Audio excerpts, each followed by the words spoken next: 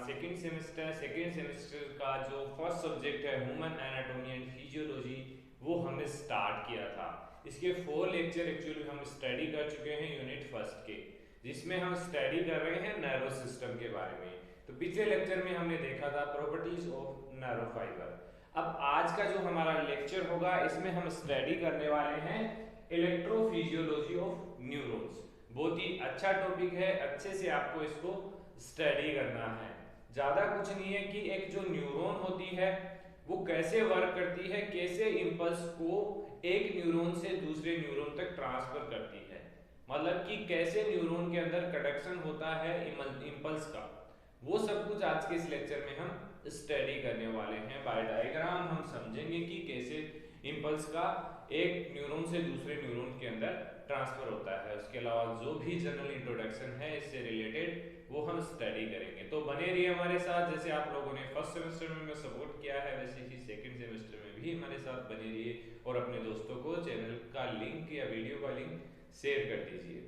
तो बिना देरी के स्टार्ट करते हैं इलेक्ट्रोफिजियोलॉजी ऑफ न्यूरॉन्स। तो न्यूरॉन्स आप स्टडी कर चुके हैं कि एक्चुअली न्यूरॉन क्या होता है। सभी स्टूडेंट्स जानते होंगे न्यूरॉन क्या होता है। न्यूरॉन एक फंक्शनल यूनिट है नर्वस सिस्टम की, जो बेसिकली जो नर्वस सिस्टम होता है कंप्लीट हमारा डिपेंड होता है किसके ऊपर, न्यूरॉन के ऊपर। तो जो भी इंपल्स का ट्रांसमिशन होता है तो वो किसके थ्रू होता है, न्यूरॉन के थ्रू। अगर न्यूरॉन नहीं है हमारी बॉडी के अंदर तो हम जैसे आप माइंड में बोल रहे हैं कि हाथ को इधर करना है तो ये इधर आ रहा है, तो इसमें रोल है किसका, न्यूरॉन का, नर्वस सिस्टम का। तो बस ना तो आप सभी को पता है, आप 10th से स्टडी करते आ रहे हैं। इंट्रोडक्शन स्टार्ट करते हैं। Two most important function of nervous cells are, जो नर्व सेल है, नर्व न्यूरॉन्स है हमारे, उसके जो मेन फंक्शन होंगे 2 फंक्शंस होंगे। फर्स्ट है इरिटेबिलिटी, सेकंड है कंडक्टिविटी। 2 ही फंक्शंस हैं इसके जो मोस्ट इंपोर्टेंट फंक्शंस हैं, इनको आपको याद करना है नेम से, इरिटेबिलिटी और कंडक्टिविटी। इरिटेबिलिटी क्या होता है कि कोई भी इंपल्स आया उसको डिटेक्ट करना है। Irritability is the property of neuron by which it respond to a stimulus and change into a impulse. मतलब कोई भी स्टिमुलस आया, कोई भी तो उसको क्या करना है, आइडेंटिफाई करेगा और उसको इंपल्स में कन्वर्ट करेगा। ये क्या प्रॉपर्टी हो गई, इरिटेबिलिटी। किसकी प्रॉपर्टी है ये, न्यूरॉन की, कि कोई भी इंपल्स आया और उसको इंपल्स में चेंज कर दिया। मतलब कोई भी स्टिमुलस, जैसे कोई भी आपने संकेत दिया कि यहां पर पिन चुभ रहा है, तो ये जो आपने तो पिन चुभाया है लेकिन इसको इंपल्स में कन्वर्ट करने की जो प्रॉपर्टी है वो न्यूरॉन की होती है। और कौन सी प्रॉपर्टी होती है, इरिटेबिलिटी की। उसके बाद वो मैसेज हमारे ब्रेन तक जाएगा तो वो होगा इंपल्स, इंपल्स के थ्रू हमारे ब्रेन तक जाएगा। सेकंड स्टेप आएगी कंडक्टिविटी। अब इंपल्स बन गया हमारे बॉडी के अंदर, conductivity is property of A neuron by which transmit impulse. जो भी इंपल्स बने हैं उनको ट्रांसमिट करना है कहां, एक न्यूरॉन से दूसरे न्यूरॉन, दूसरे मसल्स में या फिर ग्लैंड और अदर न्यूरॉन्स में इसको ट्रांसफर करना। क्या होता है, कंडक्टिविटी। दोनों पॉइंट्स आपको समझ में आ गए होंगे कि एक न्यूरॉन की क्या प्रॉपर्टी होती है और कौन कौन सी होती है।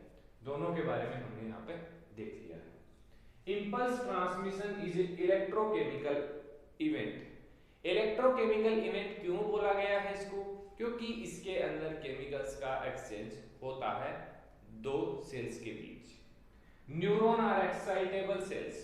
एक्साइटेबल सेल्स का मतलब है कि कोई भी स्टिमुलस आता है ये एक्साइटेड होती हैं और अपना वर्क स्टार्ट करती हैं। A normal excitable cell exhibit a membrane potential. अब एक नॉर्मल जो सेल होती है उसके अंदर मेम्ब्रेन पोटेंशियल होता है, लेकिन जब इसको स्टिमुलस आता है तो ये जो पोटेंशियल है वो मतलब जो सेल है हमारी एक्साइट होगी, सोडियम आयन इसके बाहर निकलेगा और पोटेशियम आयन इसके अंदर की ओर जाएगा, तो उसको बोलते हैं हम डीपोलराइजेशन। वो आगे देखेंगे हम। Voltage difference across the membrane, जो भी इंपल्स आएगा उसके थ्रू वोल्टेज डिफरेंस होता रहता है इसके अंदर। Generation of action potential indicate the cell transmitting an impulse, मतलब कि अगर उसके अंदर एक्सेंट पोटेंशियल जनरेट हो रहा है तो उसका मतलब ये है कि जो हमारी नर्व सेल है वो इंपल्स को ट्रांसमिट कर रही है एक न्यूरॉन से दूसरे न्यूरॉन में, एक न्यूरॉन से मसल्स में। Transmission of the impulse is due to movement of ion across the nerve cell membrane. Transmission कैसे होता है कि जो आयंस होते हैं वो नर्व सेल्स के बीच मूवमेंट करते हैं, एक्सेंट पोटेंशियल के थ्रू, डीपोलराइजेशन के थ्रू मूवमेंट करते हैं, तो उसको हम बोल सकते हैं कि ये ट्रांसमिशन हो रहा है इंपल्स का। The principal ion involve in the movement, अब जो ये इंपल्स का मूवमेंट है उसके अंदर दो मेन कंपाउंड, जो मेन ऑर्गेनिक कंपाउंड्स आयंस जो बेसिकली इंपॉर्टेंट रोल होता है उनका, वो है हमारे फर्स्ट है सोडियम, सेकंड है पोटेशियम। इन दोनों का बहुत ही इंपॉर्टेंट रोल होता है किसी भी नर्व सेल को इंपल्स ट्रांसमिट करने के लिए। ऑन स्टिमुलेशन, अब देखिए कोई न्यूरॉन है उसके ऊपर स्टिमुलेशन हुआ है, कोई भी स्टिमुलस आया है तो क्या होगा उस कंडीशन में, sodium ion enter into neuron from the external fluid, बाहर के फ्लूइड से जो सोडियम आयन है वो न्यूरॉन के अंदर एंटर करेगा, और जो पोटेशियम आयन है वो come outward resting into action potential, जो नर्व सेल होगी उससे आउट की ओर मूव करेगा। तो ये दोनों कंडीशन आपको याद हो जाएगी, पहले भी मैंने बताया है आपको।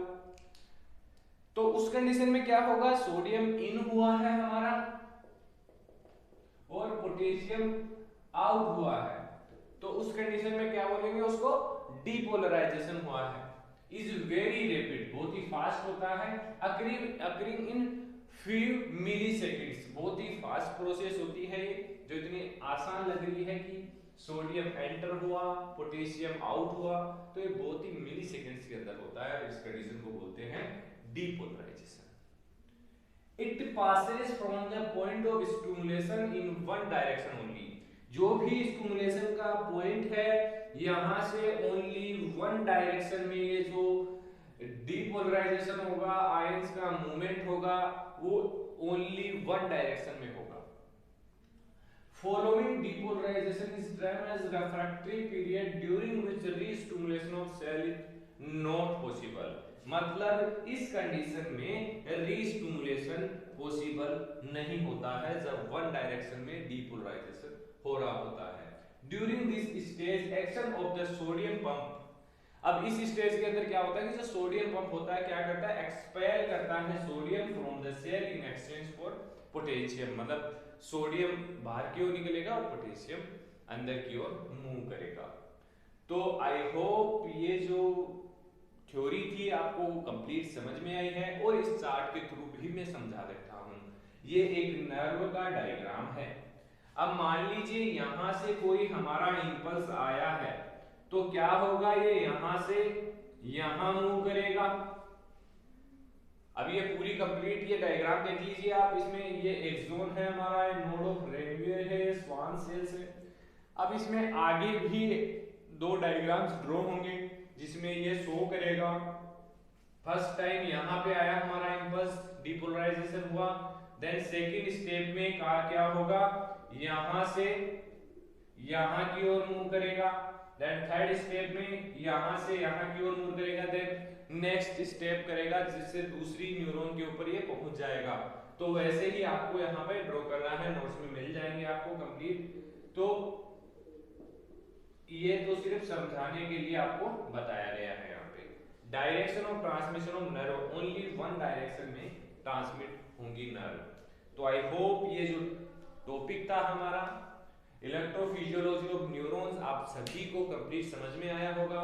अगर फिर भी आपको कोई डाउट्स है तो आप वीडियो की डिस्क्रिप्शन में जो वीडियो में कमेंट करके बता सकते हैं हमें। कोई भी डाउट हो आपको क्लियर जरूर होंगे। अगर आपने टेलीग्राम ग्रुप ज्वाइन नहीं किया तो ज्वाइन कर लीजिए, कटारिया फार्मेसी के नाम से आपको टेलीग्राम ग्रुप मिल जाएगा, वहां पर आपको अफोर्डेबल प्राइस में नोट्स भी अवेलेबल हो जाएंगे। तो मिलते हैं नेक्स्ट वीडियो में, थैंक यू।